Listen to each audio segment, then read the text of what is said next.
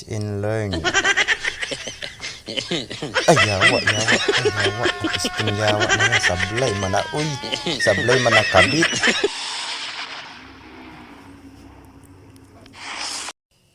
Hello guys, for today's video ay magre-repair po pala tayo ng speaker.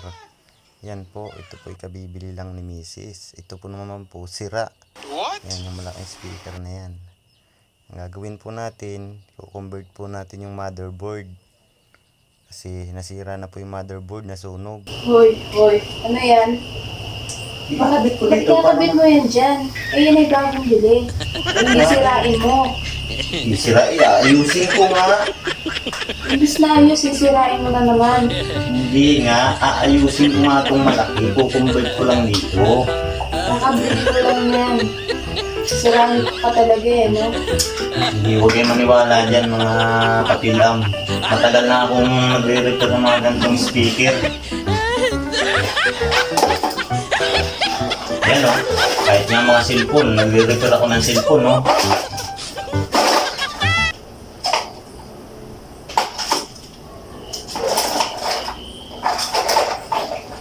Kaya maniwala dyan kay Mrs.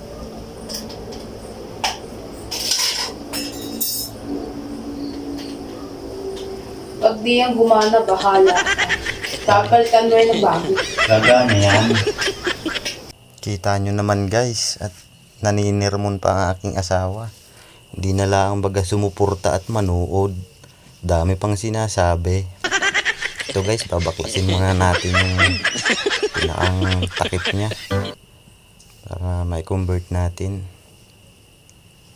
Sa mga nagtatanong po pala dyan, nagagawa rin po pala ako ng mga cellphone na sirang LCD.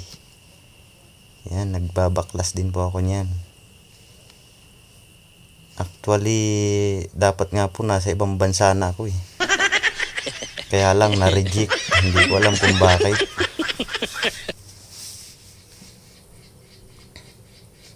Yan, ganyan lang po gagawin nyo. Susunugin nyo lang yung wire para mabalatan. Tapos tatap natin dun sa speaker na sira. Yan. Sa mga bata po dyan, huwag nyong gagayahin ito ha. Ito po yung mga pinagbabawal na technique. Yan, tatap niya.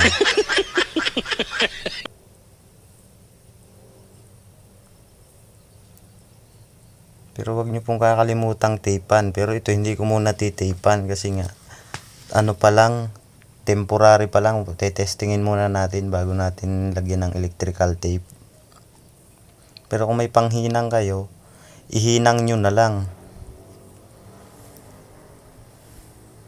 Para mas maganda, mas matibay. Yan. Balik na natin yung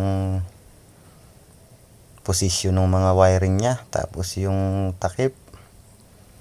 Yan. Atin na hong ibabalik. Hindi pa po natin ipipix yan. Temporary pa lang eh. Titestingin muna natin para hindi pa nakahigpit yung mga bolt niya. Malay natin, hindi pala gumana. Magbabaklas na naman tayo. Yan guys, ating ilalagay lang muna dyan at temporary pa lang naman yan.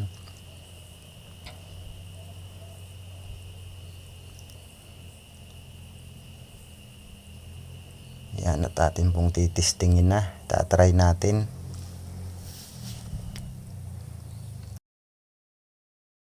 Testingin natin yan. Kuha lang tayo ng charger tsaka saksakan. Ito, kasabit natin munang i-prepare. Ito guys, watch and learn. Ay, yawa. Isting yawa na yan. Sablay man na, uy. Sablay man na kabit. So, alam niyo na guys kung bakit nakikita ko sa ibang bansa. O ano, yan ang sinasabi ay. Lagi. O ay di sira. O, paano na yan?